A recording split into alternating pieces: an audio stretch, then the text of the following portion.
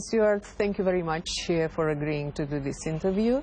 You've been many times to Romania in different stages of the partnership between the two countries. What are the objectives and what meetings did you have now? Thank you very much, Ramona, for having me today. It's a real pleasure. Yes, I've been coming to Romania for 20 years, first as a U.S. government official and now as a private sector. And really what we're trying to do is to create opportunities for American companies to continue to invest, create jobs, and do business in Romania. And so we've been doing that a lot with the Romanian government through defense, through security, through financial services, through energy. But really our big focus now is to work with Romanian companies and find partnerships for our companies to work with your companies. And what we really hope to see at the end of the day is to really also then see Romanian companies investing into the United States. Our military, strategic, political relationship, top of the level. 100%, we are best friends anywhere in the world. Our economic commercial relationship needs to grow to that same level, and that's what we're working towards. Are there any particular domains that American companies would be interested to invest in Romania, or the other way, because you said you encourage also Romanian companies to work in the United States? It's really all across the board. We see lots of interest in the defense world, in agriculture, financial services, energy. I mean, if you look at the context of what's happening regionally and not just with Russia, but also with the pandemic, healthcare is going to be a big area because of the pandemic, and security, military, energy are going to be big areas because of what's happening, with your neighbors to the east. Because you've mentioned that, it's clearly we experience political and military unrest in this region, very, very close to Romanian borders. Now, the U.S. firmly supports enforcing the security on the eastern flank. They deployed more soldiers in Romania, so that's kind of covered. But how are things on the business front? Do you think the geopolitical uncertainty have an impact on the interest of American companies to come here?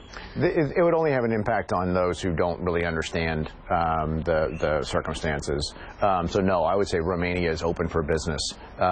This mission that we brought, this business mission that I have brought this week, is the biggest business mission we've ever brought to Romania. We have 17 big, large American multinational companies.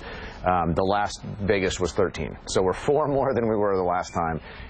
Romania is open for business, and the companies that are here all are not even the least bit worried about safety or security. They're more focused on how do we continue to deepen this relationship together. Can you name a few companies that came with you? Yeah, it would be easy to find certainly on the AMRO website, but there's companies like Lockheed Martin. We have companies that are here for the energy consortium for Chernova. We have Citibank, which is one of the obviously big banks. We have pharmaceutical companies that are here, MSD and Organon, and so it's really across the board from all different types of industries. One of the problems with doing business in Romania that foreign investors, Americans among them, signaled numerous times is the lack of predictability in legislation, taxation policy and so on. Things were not quite stable in terms of government majority lately in Romania, so how do you find the status on this matter now? Yeah, it's a challenge. There's no question about it. In fact, we met with the President of the Parliament as well as the President of the Chamber of Deputies yesterday in a joint meeting, different political parties, but in a joint meeting, which is a great sign, right, that they're willing to listen to business. And the message we delivered is don't do this for American companies, do this for your companies, right? Create that stability, create that predictability as you talk about, to make it easy for all companies to do business here. And we're starting to see some of that progress. It is a little frustrating with the Romanian politics, right, because the government turns over more frequently than we'd like to see it turn over. We'd like to see some more, predictability and continuity of the government. But what we've also found at the same time is decisions still do get made, and it shows the importance a lot of times of the state secretaries, sort of the deputy ministers, because a lot of them are career and they stay. And decisions are being made, but there's definitely more room for improvement, and that's something that we continue. But what I love about Romania and what I love about the administration is they're always willing to listen. Some governments aren't willing to listen to the private sector, but the Romanians do. President Biden announced a set of economic sanctions against Russia. Now, they are, of course, designed to have a severe impact on Russian economy. But will they affect in any way the global economy, particularly European and in this region? And how can this burden may be eased by the governments, European, so that it won't fall on their citizens? Sure. Energy prices, we're going to expect to see those go up. There's no doubt about that. With as much energy as Russia supplies to Europe, it's significant. It really is going to depend how far the sanctions go. I mean, we've sort of seen just the beginning of the early package of sanctions. Obviously, if Putin becomes more aggressive, then we'll see that increase. I think you'll see certainly a greater impact in Europe than you will in the U.S. There's not that much investment in two-way with Russia. There's not that big of an impact for us, but I think London will see an effect of the banking industry, and I think Germany and others will see, Hungary and others will see an effect of from the energy industry. President Biden also talked about a collective investment to secure stability and global energy supplies.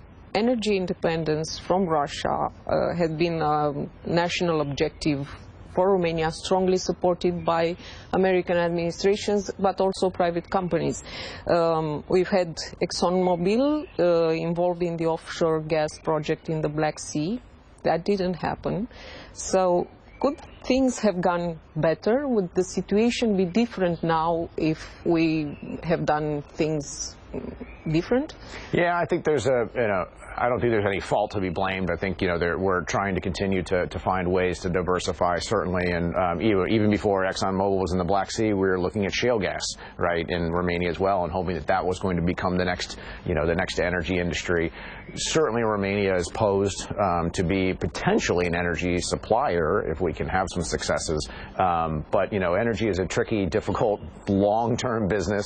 I think the good news is that the interest is there from the Biden administration to continue to push for, small modular nuclear units, push for Chernova, push for, different ways of diversifying, as you say, and it is essential. You look at your neighbor, Hungary. I mean, they're 90-something% reliant on Russian gas, and if that gets turned off, that becomes very scary for a lot of countries. And so we have to continue to drive this agenda, and I think that you'll see that. And we're trying to bring some of the companies on this mission, are focused in the energy field, trying to bring those solutions and come up with ideas. And so I think that'll continue to be very, very high on the agenda. Mr. Stewart, thank you very much for this interview. My pleasure.